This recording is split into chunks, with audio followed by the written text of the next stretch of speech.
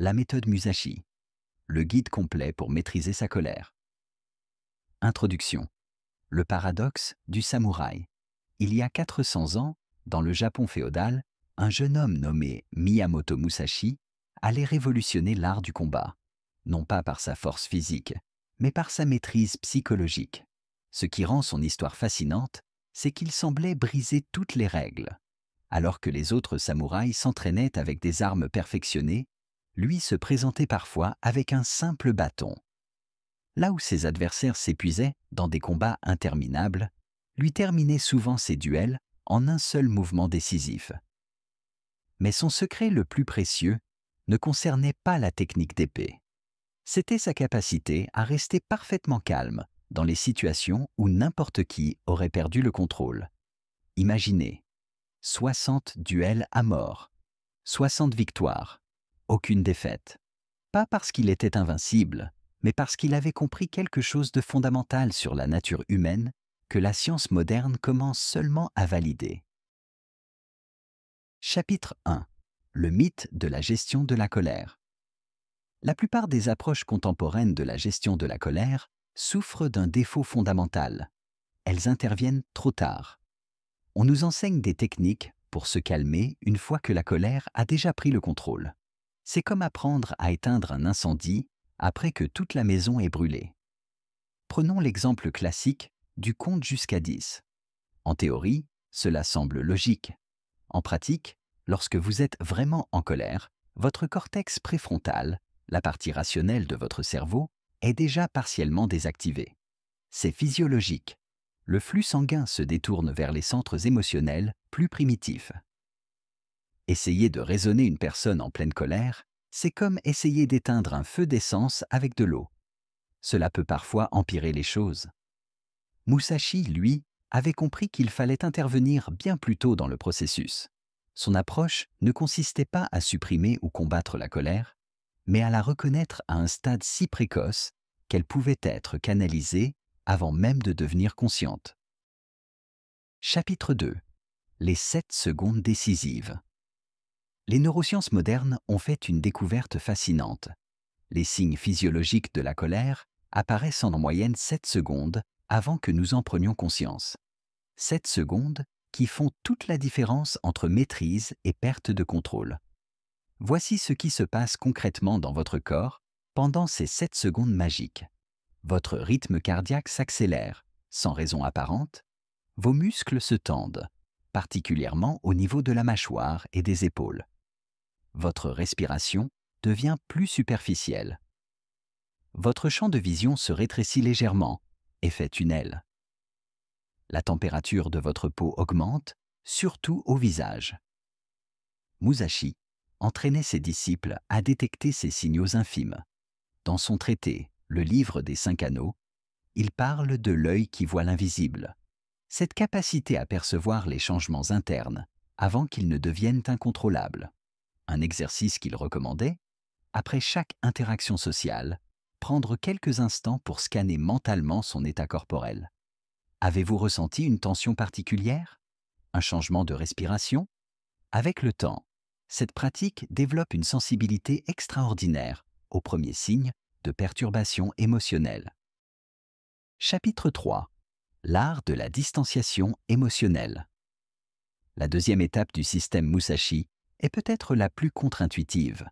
Il ne s'agit pas de combattre la colère, mais de s'en distancier. La plupart d'entre nous font l'erreur de s'identifier à leurs émotions. Je suis en colère. Cette formulation même crée une fusion psychologique qui rend le contrôle presque impossible.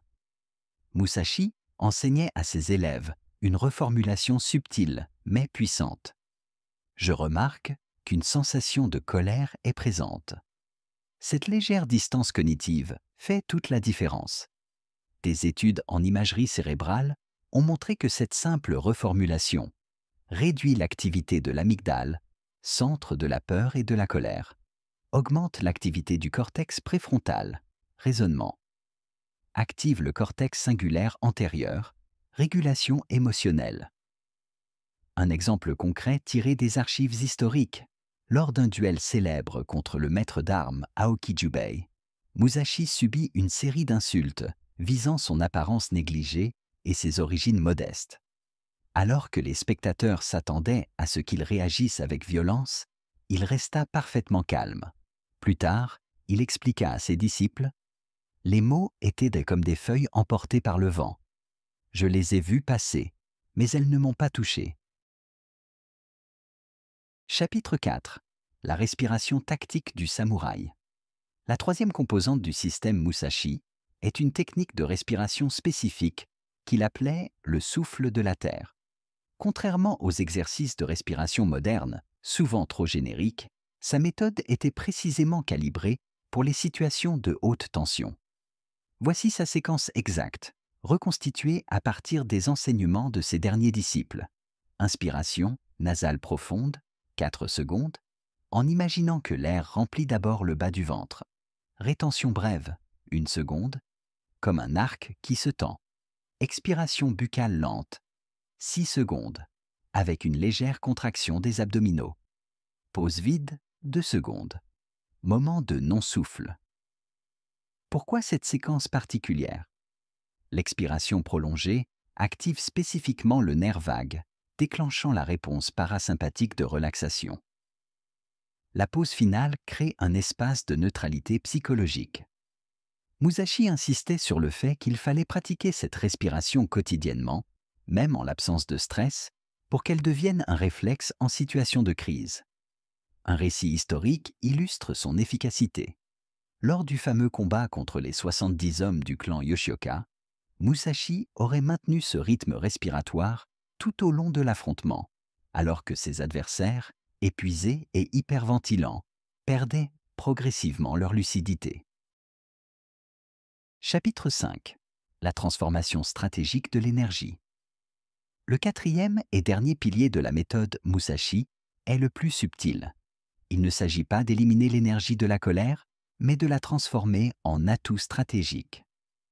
Contrairement à certaines philosophies qui prônent la suppression des émotions fortes, l'approche du samouraï reconnaît que cette énergie peut devenir un formidable moteur si elle est correctement canalisée. Musashi utilisait un processus en 3 étapes: reconnaître l'énergie physiologique, palpitation, chaleur, tension, la visualiser comme une force brute qu'on peut modeler, la rediriger vers une action précise et mesurée. Un exemple moderne, un cadre supérieur m'a raconté comment il appliquait cette méthode lors de réunions tendues. Sentant la colère monter face à une critique injuste, il remarquait les premiers signes physiques, mains moites, rythme cardiaque, prenait une respiration tactique discrète, transformait cette énergie en une question précise. Pouvez-vous me donner un exemple concret de ce que vous critiquez? Cette redirection transformait une réaction émotionnelle en un échange productif. Chapitre 6. L'entraînement mental du guerrier. La véritable maîtrise, selon Musashi, ne s'acquiert pas dans l'instant critique, mais par un entraînement quotidien méticuleux. Il recommandait 3 pratiques fondamentales. L'observation matinale. Au réveil, passer 10 minutes à analyser son état intérieur sans jugement. Le journal des émotions. Notez chaque soir 3 situations ayant provoqué une réaction et les signes physiques associés. La visualisation. S'imaginer régulièrement dans des situations provocatrices en appliquant la méthode complète. Un de ses élèves les plus célèbres, Takwan Soho, a décrit comment cet entraînement systématique permettait de réduire le temps de réaction émotionnelle de plusieurs minutes à quelques secondes seulement. Chapitre 7. Les pièges à éviter. Même avec la meilleure méthode, certains écueils guettent le pratiquant. Musashi en identifiait 4 principaux. La suppression brutale. Essayer d'étouffer la colère crée souvent un effet rebond. L'auto-illusion. Croire qu'on a maîtrisé une émotion alors qu'on l'a simplement ignorée. La ritualisation excessive. Transformer la méthode en une série de gestes vides de sens. L'isolement émotionnel. Devenir insensible à toutes les émotions, pas seulement à la colère. Il racontait l'histoire d'un samouraï qui, ayant trop bien maîtrisé son calme, devint incapable de ressentir la compassion nécessaire pour épargner un adversaire vaincu. Une leçon cruelle sur l'équilibre à trouver. Chapitre 8. Le contexte historique. Pourquoi le Japon féodal a forgé un génie? Musashi a émergé durant l'ère Sengoku, une période de guerre civile constante au Japon. La violence quotidienne et l'omniprésence de la mort ont créé un terrain unique pour développer des stratégies de survie psychologique. Les samouraïs ne se battaient pas seulement contre des adversaires, mais contre l'angoisse existentielle. Cette pression constante a perfectionné des techniques de résilience que nous commençons à peine à redécouvrir. Vous découvrirez comment l'instabilité sociale a forcé Musashi à transformer ses faiblesses en armes stratégiques, et pourquoi cette approche reste pertinente dans un monde moderne tout aussi imprévisible. Chapitre 9. Les lois universelles de la régulation émotionnelle. Derrière les techniques de Musashi se cachent des principes psychologiques intemporels. La loi de l'énergie émotionnelle stipule que toute émotion non canalisée cherche un exutoire chaotique. La loi du délai de traitement explique pourquoi notre cerveau a besoin de 7 secondes pour intégrer un stimulus. En comprenant ces mécanismes, vous pourrez anticiper vos réactions avant même d'appliquer les techniques. Ce chapitre révèle comment Musashi pressentait ces lois sans les nommer et comment les utiliser pour créer des circuits de secours mentaux. Chapitre 10. Étude de cas modernes, de Wall Street aux zones de guerre. Décryptage de 3 situations extrêmes où la méthode Musashi a fait la différence. Un trader gérant un krach boursier, transformant sa panique en analyse froide. Une chirurgienne en pleine opération d'urgence, utilisant la respiration tactique pour stabiliser ses mains. Un diplomate dans une prise d'otage, appliquant la distanciation pour négocier. Chaque cas inclut des dialogues reconstitués, des schémas de prise de décision et les erreurs évitées grâce au système. Chapitre 11. L'intégration neuroscientifique. Ce que Musashi ignorait et qui renforce sa méthode. Les IRM fonctionnels ont révélé que sa technique de respiration active le réseau du mode par défaut, lié à la créativité. Son approche de distanciation stimule le cortex insulaire, améliorant la conscience corporelle. Ce chapitre vous montre comment combiner ces méthodes avec des découvertes modernes pour décupler leur efficacité, notamment en utilisant le biofeedback ou la stimulation vagale non invasive. Chapitre 12. Les 7 niveaux de colère. Diagnostic et solutions sur mesure. Toutes les colères ne se traitent pas de la même manière. Musashi distinguait la colère éclair, soudaine, physique. La colère lave, lente, ruminante. La colère miroir, projective, défensive. Maunder, jusqu'au 7e niveau, la colère existentielle, crise de sens.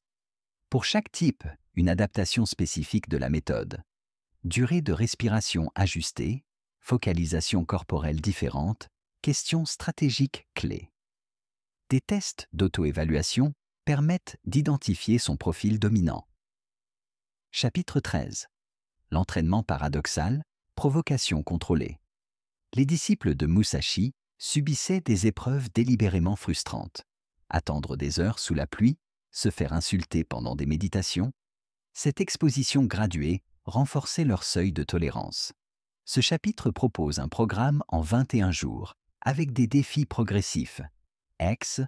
Laisser son café refroidir volontairement, écouter une musique irritante sans réagir, pour conditionner le mental à rester stable malgré l'inconfort. Chapitre 14. La métabolisation post-colère. Réparer les dégâts invisibles.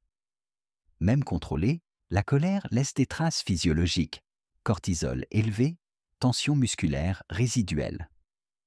Musashi pratiquait des rituels de purge incluant des étirements spécifiques et des visualisations d'eau courante. Ce chapitre détaille une routine post-conflit en 5 étapes pour réinitialiser le système nerveux, éviter l'accumulation toxique, extraire les leçons stratégiques de l'épisode. Chapitre 15. Les archétypes psychologiques. Quel samouraï êtes-vous? D'après les écrits de Musashi, il existait 4 profils d'élèves. Le ronin, impulsif, besoin de structure. Le daimyo, orgueil caché, besoin d'humilité. La Geiko, sensibilité excessive, besoin de fermeté. Le moine, surcontrôle, besoin de lâcher prise. Un test détaillé permet de s'identifier et d'adapter la méthode à ces tendances profondes, avec des avertissements sur les pièges spécifiques à chaque profil. Chapitre 16. La colère altruiste. Quand s'indigner devient une force. Musashi n'a jamais prôné l'apathie. Dans ses derniers écrits, il distinguait la colère égoïste, dangereuse, de la colère juste, motivatrice. Ce chapitre explore comment utiliser le système pour défendre ses valeurs sans violence, transformer l'indignation en action constructive, reconnaître quand la colère est un signal légitime, injustice sociale. Avec des exemples historiques comme Gandhi ou Mandela, qui ont canalisé leur colère en stratégie révolutionnaire. Chapitre 17. L'héritage caché. De Musashi au maître d'arts martiaux modernes. Une enquête sur comment des disciplines comme l'aïkido, le kendo ou même le jiu-jitsu brésilien ont intégré des fragments de sa méthode. Interview détaillée de grands maîtres révélant leurs adaptations secrètes, le sourire intérieur du judo pour désamorcer l'agressivité. La marche en cercle du Wing Chun pour briser l'urgence émotionnelle. Le principe du Mushin, esprit vide, appliqué en psychothérapie. Chapitre 18. Le laboratoire du futur vers une maîtrise augmentée. Exploration des technologies émergentes qui pourraient amplifier la méthode. Montre connectée, détectant les 7 secondes avant la colère. Casque de neurofeedback pour visualiser l'énergie émotionnelle. Réalité virtuelle, recréant des duels psychologiques. Mais aussi des mises en garde. Comment éviter que ces outils ne deviennent des béquilles externes au lieu de renforcer la maîtrise interne? Conclusion. La voie du discernement. Le véritable héritage de Musashi ne réside pas dans des techniques spectaculaires, mais dans une compréhension profonde de la nature humaine. Sa grande réalisation fut de démontrer que la maîtrise émotionnelle n'est pas une suppression de notre vitalité, mais au contraire son accomplissement le plus élevé. Dans un monde où les réactions impulsives sont souvent valorisées, où la vitesse prime sur la réflexion, sa méthode offre une alternative puissante, la capacité à choisir consciemment ses batailles et à les mener avec une clarté que peu peuvent atteindre. Comme il l'écrivit à la fin de sa vie, le vrai combat n'est pas contre l'adversaire devant soi, mais contre les tempêtes intérieures. Celui qui les maîtrise n'a plus besoin de vaincre, la victoire vient à lui. Cette sagesse, vieille de 4 siècles, n'a jamais été aussi pertinente qu'aujourd'hui. À vous maintenant de l'expérimenter, de la faire vôtre, et peut-être, comme les 60 adversaires de Musashi, de découvrir que ce qui semblait être une faiblesse, la sensibilité à ses propres émotions, était en réalité votre plus grande force.